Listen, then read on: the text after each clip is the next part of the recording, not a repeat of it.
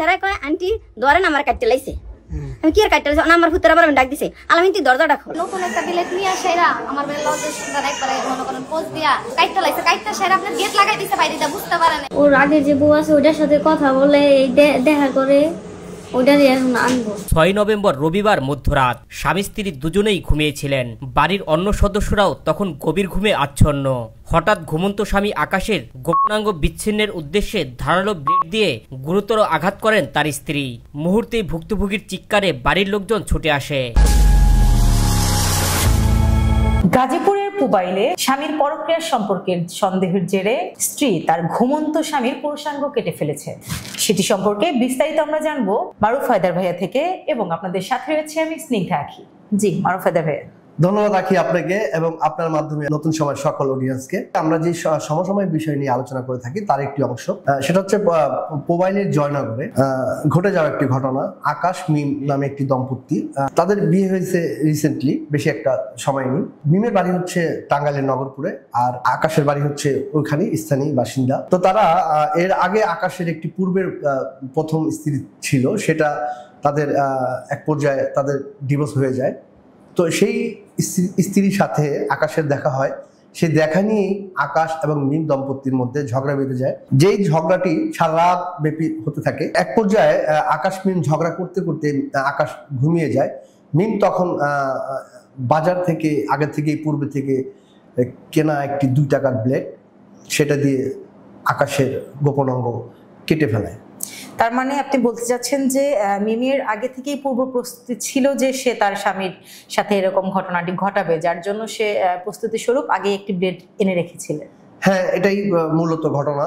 তো আসলে আমাদের সমাজে এখন বর্তমান যা দেখা যাচ্ছে, নারীরা কিন্তু যে কোনো সময় কোনো রকম কোনো বিষয় নিয়ে বাকবিতণ্ড হলেই তারা কিন্তু আমাদের পুরুষদেরকে ঠেট করছে এই একটি ব্লেড দিয়ে, 2 টাকার একটি ব্লেড দিয়ে।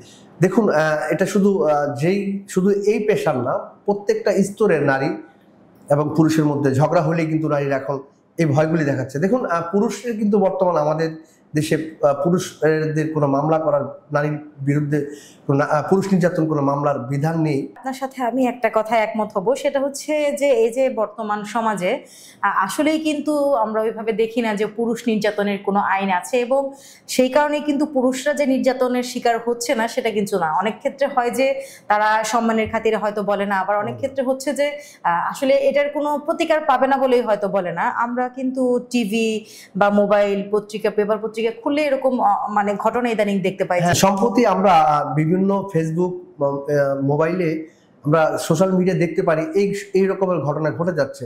পরবর্তীতে এই যে মিম যে আকাশের পুরুষাঙ্গ কেটে দিল, পরবর্তীতে মিমকে গ্রেফতার করা হয়েছে কিনা বা ওর পরিবারের সাথে কোনো কথা হয়েছে কিনা আকাশের? হ্যাঁ, যে মিম এবং আকাশ দম্পতি যে এলাকা ছিল সেই এলাকার প্রতিবেশী তা মহিলা এবং তার ছেলে দুজনে মিলে একজন আকাশকে রক্তাক্ত অবস্থায় মেডিকেলে নেওয়ার ব্যবস্থা করে, আর আরেকজন হচ্ছে মিমকে দৌড়িয়ে রাস্তা থেকে ধরে পুলিশে হেফাজতে দেওয়া হয়।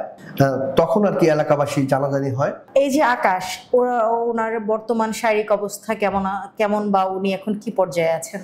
আকাশের বোন আমাদেরকে জানায় আকাশ এখন তাজউদ্দিন মেডিকেল গাজীপুরে রয়েছে, সরকারি মেডিকেলে, সেখানে রয়েছে। ডাক্তার আমাদেরকে জানিয়েছে যে এটা সম্ভব 5টা টেস্ট দিয়েছে, টেস্টগুলি রেজাল্ট আসলে হয়তো সম্ভব হতে পারে তাকে ওটা রাখার, বা হয়তো কেটেও ফেলা হতে পারে, কারণ যেহেতু ঝুলে আছে আর কি। তার মানে ওটা পুরোপুরি কাটতে পারেনি, ওটা কিছুটা অংশ মানে ঝুলে আছে। হ্যাঁ, যদি সম্ভব হয় জোড়া লাগাবে, আর নয়তো হয়তো ওখান থেকে।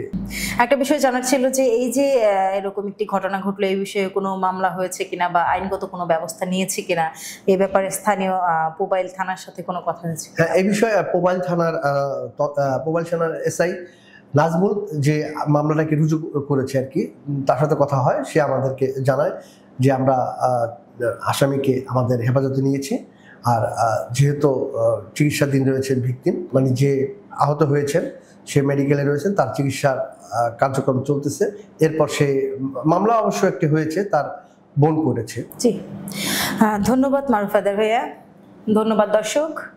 আসলে এটি খুবই দুঃখজনক এবং মর্মান্তিক একটি ঘটনা যেটি আসলে আকাশ সাহেবের সাথে হয়েছে।